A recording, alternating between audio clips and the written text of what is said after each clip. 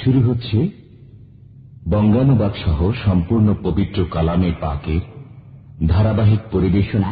প্রথম খণ্ডে তেলাওয়াত করছেন বিশ্ববরেণ্য আলেমে দ্বীন পবিত্র মদিনা মনোয়ারার মসজিদে নববীর সম্মানিত ইমাম ও খতিব হাফেজ কারি ডক্টর শেখ আলী ইবনে আব্দুর রহমান আল হুজাইফি। অনুবাদে কণ্ঠ জায়েদ ইকবাল। সার্বিক সহযোগিতায় হাফেজ মাওলানা শহীদুল ইসলাম, ইমাম, কাঁটাবন মসজিদ, ঢাকা। আলহাজ আজিজুল্লাহ, আলহাজ শামসুদ্দিন, আবু জাফর, শামসুল মোমেন, হাফেজ মাওলানা আজহারুল ইসলাম, হাফেজ মোহাম্মদ আনোয়ার হুসাইন, কামরুল ইসলাম হুমায়ুন ও মোহাম্মদ রফিকুল ইসলাম সর্দার। বিসমিল্লাহির রহমানির রহিম।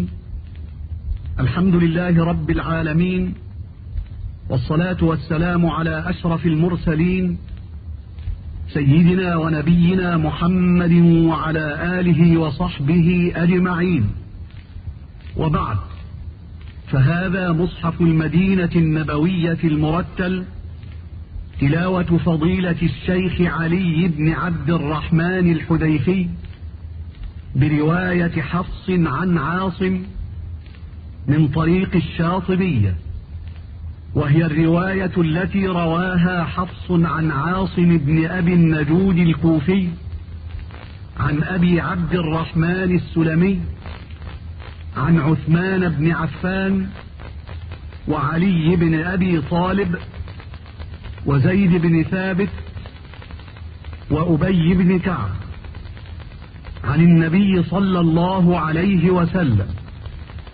هذا وقد تم تسجيل هذا المصحف المرتل في مجمع الملك فهد لطباعة المصحف الشريف بالمدينة المنورة، وذلك سنة 400 من الهجرة، والله الموفق والهادي إلى سواء السبيل. أعوذ بالله من الشيطان الرجيم.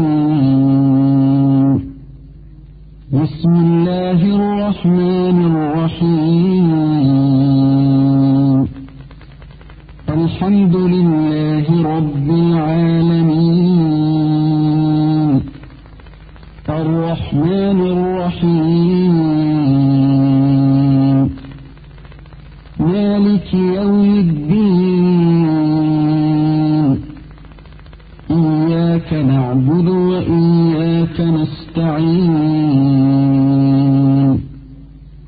اهدنا الصراط المستقيم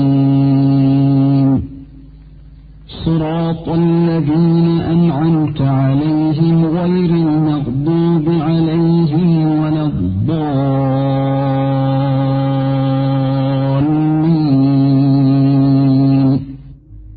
বিতাড়িত শয়তানের প্রতারণা থেকে আশ্রয় প্রার্থনা করছি। পরম করুণাময় ও অসীম দয়ালু আল্লাহর নামে শুরু করছি। যাবতীয় প্রশংসা আল্লাহ তাআলার, যিনি সকল সৃষ্টি জগতের পালনকর্তা, যিনি অত্যন্ত মেহেরবান ও দয়ালু, যিনি বিচার দিনের মালিক। আমরা একমাত্র তোমারই ইবাদত করি এবং শুধুমাত্র তোমারই সাহায্য প্রার্থনা করি। আমাদেরকে সরল পথ দেখাও, সে সমস্ত লোকের পথ যাদেরকে তুমি নেয়ামত দান করেছ। তাদের পথ নয় যাদের প্রতি তোমার গজব নাজিল হয়েছে এবং যারা পথভ্রষ্ট হয়েছে।